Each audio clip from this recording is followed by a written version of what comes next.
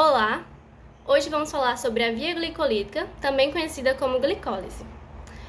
Quando apresentamos esse assunto, quando vemos ele, muitas dúvidas podem surgir na nossa cabeça. Como, por exemplo, se essa é a via dos carboidratos, tem glicose aí, o que é que essa via serve, é para produção de energia, da onde é que vai vir essa energia? Bem, hoje, com esse vídeo, eu pretendo mostrar para vocês o que é a via glicolítica, as reações que acontecem nela e explicar para que ela serve também. Então vamos lá. Se eu for resumir a via glicolítica ou a glicólise em uma frase, é exatamente isso aqui. É uma molécula de glicose sendo transformada em duas moléculas de piruvato. E pode ficar na cabeça de vocês que é por quê? Existe uma via metabólica inteira para a produção de piruvato. O que é que esse piruvato tem de tão importante para ter uma via só para ele? A glicólise, ela não produz só piruvato. Não é só a glicose sendo transformada em piruvato. Também acontecem ao longo das reações, outras moléculas são produzidas. Mas antes de falar sobre isso, das reações em si da glicólise, eu quero que vocês entendam uma coisa, que é a respiração celular. Vamos lá. Respiração celular. Para fazermos a respiração celular, nossas células, elas precisam de energia. Essa energia ela é vinda da molécula de ATP, adenosina trifosfato, certo? Então, a glicólise, ela também produz 4 moléculas de ATP, mas ela tem um saldo positivo de 2 moléculas de ATP. Porque quando a gente for ver as fases, vocês vão ver que são gastas no começo da via glicolítica 2 moléculas. Então vamos lá, continuando. Existem 2 tipos de respiração. A respiração anaeróbica, que usa outros compostos como o lactato como agente oxidante. Na respiração anaeróbica, ela acontece quando estamos em um exercício muito intenso, por exemplo, na academia. Então vai o lactato lá, ele vai virar o piruvato, então vai acontecer a glicólise e a fermentação. Só que, para ter lactato, primeiro o piruvato tem que ter, porque o piruvato vira lactato e quando vai fazer a respiração anaeróbica, o lactato vira piruvato, entendeu? E tem também a respiração aeróbica, que usa o oxigênio como agente oxidante. Na respiração aeróbica, ela segue 3 etapas, que é a glicólise, o ciclo de Krebs e a cadeia respiratória, ou cadeia transportadora de elétrons. Então, para ter a respiração celular, é necessário muitas moléculas de ATP. Na glicólise, ela tem um saldo positivo, como eu falei para vocês, de 2 moléculas de ATP. O ciclo de Krebs vai ter uma molécula de ATP e é insuficiente. Só que a glicólise e o ciclo de Krebs, eles vão arando o terreno, preparando para que a cadeia respiratória aconteça. E na cadeia respiratória são produzidas mais ou menos 26 a 28 moléculas de ATP. Então, o que eu quero chegar com isso é que o piruvato, ele é muito importante para isso. Por quê? Para se ter respiração celular, é necessário que se tenha cadeia respiratória. E para ter a cadeia respiratória, é necessário que se tenha o ciclo de Krebs. E o piruvato, ele é utilizado na primeira reação do ciclo de Krebs. Então, se não tiver piruvato, não vai acontecer o ciclo de Krebs. E se não acontecer o ciclo de Krebs, não tem cadeia respiratória. Se não tem cadeia respiratória, não tem respiração aeróbica. Entendeu? Então é por isso que a glicólise é tão importante, porque ela vai produzir essas 2 moléculas de piruvato em cada vez que ela acontecer, para que ela seja utilizada no ciclo de Krebs. Agora que vocês já sabem a importância do piruvato para a respiração celular, vamos voltar para a glicólise. Uma molécula de glicose em 2 moléculas de piruvato. Essa via, ela acontece no citosol das células. Então, a glicólise que está lá na nossa corrente sanguínea, ela precisa entrar dentro das células. Além disso, essa reação, essas transformações que a glicólise passa até o piruvato, em torno são 10, divididas em 2 fases, que é a fase de investimento, que geralmente chama fase de investimento, que é quando tem o gasto de 2 moléculas de ATP. Então, a célula vai investir 2 moléculas de ATP, vai investir energia, para que futuramente ela tenha um retorno dessas moléculas. Então, na fase de investimento, 2 moléculas de ATP são gastas. É da primeira à 5ª reação. Na segunda fase, que é da 6ª à 10ª reação, é a fase de pagamento. Então, ela vai pagar o que ela consumiu. Então, são produzidas 4 moléculas de ATP, mas a gente gastou 2 moléculas na primeira fase. Então, a glicólise vai ter o saldo positivo de 2 moléculas de ATP. Além dessa molécula de ATP, também vai ser produzida 2 moléculas de NADH. O que é isso? O que é o NADH? O NADH é o NAD, que é reduzido e ligado ao íon de hidrogênio. O NAD, ele é um transportador de hidrogênio e elétrons usados na cadeia respiratória. Então, vai ser formado 2 dessas moléculas, 2 NADH, e eles vão indo lá para a cadeia respiratória. Como eu falei, vai estar preparando o terreno para que aconteça a cadeia respiratória. Então, é isso. Então, antes de começarmos a reação em si, como eu falei para vocês, a glicólise ela está na corrente sanguínea. E ela precisa entrar dentro da célula, porque a glicólise só acontece no citosol, no citoplasma da célula. Então, ela precisa entrar. E ela não entra simplesmente assim, tipo, ó, vou entrar aqui e entra dentro da célula, ela não passa. Isso acontece porque ela é bloqueada, ela não consegue passar por causa que a célula ela é revestida pela bicamada lipídica. E a glicose é uma molécula polar, e ela é uma molécula grande, então ela não consegue atravessar a barreira lipídica. E como é que ela vai acontecer a via glicolítica se ela não consegue entrar dentro dessa célula? Como é que vai acontecer se ela precisa estar no citosol? É para isso que existe o glúten. O glúten, ele é um transportador de glicose. Ele transporta a glicose, aqui está o glúten, a glicose entra para dentro da célula através do glúten. Ele é um transportador. Então, o glúten entra, o glúten permite, na verdade, que a glicose entre dentro da célula.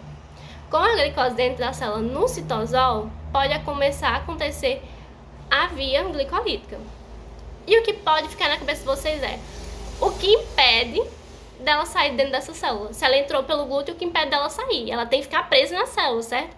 Porque a via glicolítica ela acontece dentro da célula. E se a glicose sair? Não vai ter via glicolítica. Então, é aí que começa a nossa primeira reação da fase de investimento, que é a reação número 1, onde a gente vai prender essa glicose dentro da célula. Então, vamos lá para a primeira reação da fase de investimento, que é o aprisionamento dessa glicose dentro da célula, porque ela tem que ficar no citoplasma, ela tem que ficar no citosol para poder acontecer a via glicolítica. E essa é a primeira reação da fase de investimento da via glicolítica, que é a glicose ela vai se transformar em outra coisa. O glúten, ele reconhece apenas e somente a glicose. E quando ela muda, passa a ser outra coisa, ele não vai mais reconhecer ela. E se ele não reconhece, ela não vai conseguir voltar, ultrapassar a barreira lipídica por ele. Então, ela fica presa dentro da célula. Então, vamos lá. A primeira reação é a transformação da glicose em a glicose 6-fosfato. A glicose ela é uma molécula de 6 carbonos, certo? Então, vai ser adicionado um grupamento fosfato no carbono 6, por isso que fica glicose 6-fosfato. Essa reação é uma reação irreversível, ou seja, a enzima exocinase, que é a enzima que catalisa essa reação, ela não consegue fazer a reação inversa. Ela não consegue voltar de glicose 6-fosfato para glicose normal, ela não consegue, então é irreversível. Esse fosfato, da onde é que ele vem? O fosfato, ele vai vir da molécula de ATP, adenosina trifosfato, vai perder um grupamento fosfato, ficando com adenosina difosfato, 2 moléculas de fosfato no seu grupamento, certo? Então, basicamente é isso. Glicose está ligada aqui ao hidrogênio. O hidrogênio, ele solta a mãozinha do hidrogênio, se liga na do fosfato, glicose, virou glicose 6-fosfato. ATP, perdeu um grupamento fosfato, agora vira ADP. A primeira reação é isso. Uma reação irreversível, catalisada pela enzima exocinase, certo? Na segunda reação, é uma reação de isomerase. Essa reação, a primeira reação, ela é uma reação de fosforilação, porque é adicionado um fósforo. Já a segunda reação é uma reação de isomerização. Ou seja, a glicose 6-fosfato vai sofrer uma mudança na sua estrutura e vai virar a frutose 6-fosfato. Ela vai apenas se rearranjar, se rearrumar, certo? As coisas estão todas lá no cantinho, vai lá e muda. Não tirou nada dali, nem adicionou nada, apenas mudou. as coisas de canto. Essa reação é uma reação reversível, a enzima pode catalisar ela de maneira inversamente e ela é catalisada pela enzima fosfoglicose isomerase. Isomerase faz isomerização. A sinase faz a fosforilação, a enzima da primeira reação, certo? Então vamos lá, segunda reação feita, glicose 6-fosfato virou frutose 6-fosfato, dá início à terceira reação. A terceira reação é a frutose 6-fosfato sendo transformada em frutose 1,6-bifosfato. Bifosfato, ou seja, ela vai ser uma reação de fosforilação, catalisada pela enzima fosfofrutoquinase. Quinase fosforila, adiciona o fósforo, certo? É uma reação irreversível. O fósforo que vai ser adicionado à frutose vai ser adicionado no seu carbono 1. Então, a frutose agora vai ter fosfato no seu carbono 1 e no seu carbono 6. Por isso, o nome frutose 1,6-bifosfato. O fosfato, que se liga à frutose 6-fosfato, é um grupamento fosfato que vai vir do ATP. Então, vai acontecer a mesma coisa que aconteceu na primeira reação. ATP perdeu um fosfato, vira ADP.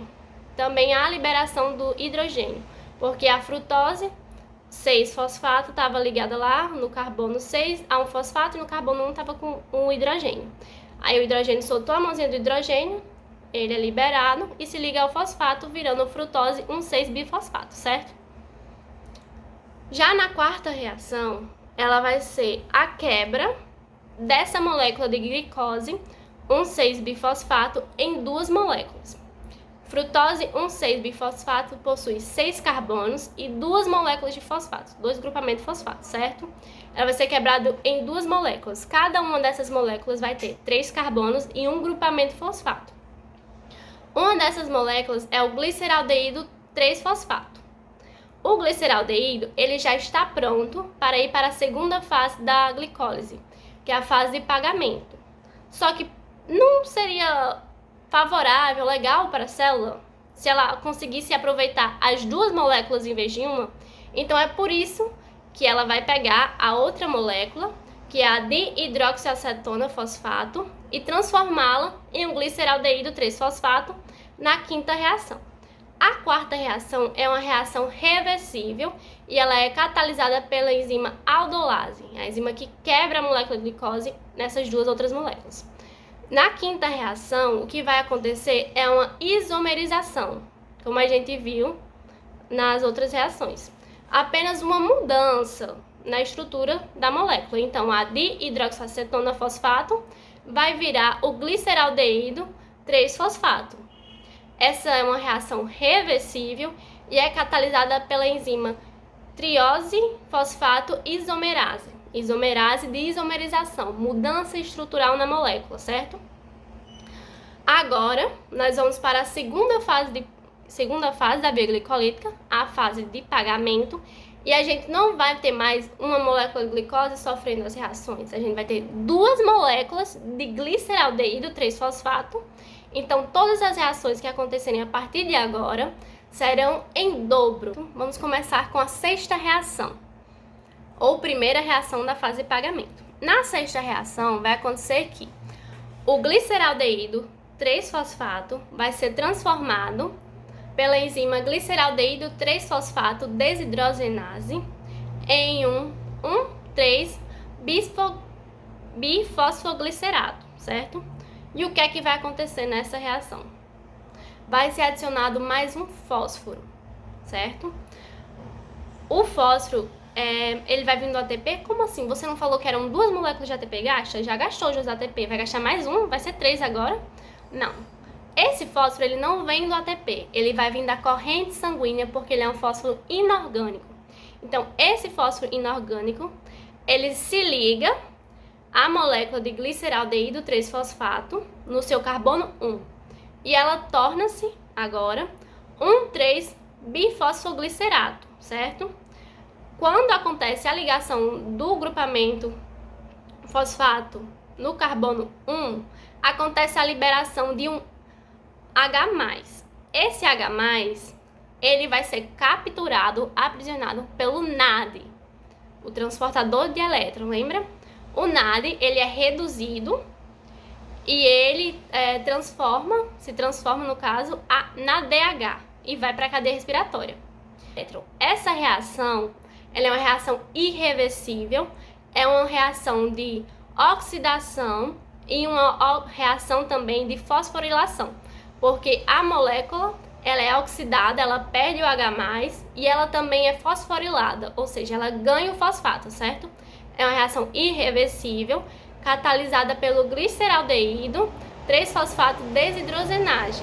Essa é a enzima dessa reação, ok? Então, temos aí a formação de 2 moléculas de NADH, porque, como eu falei para vocês, está em dobro.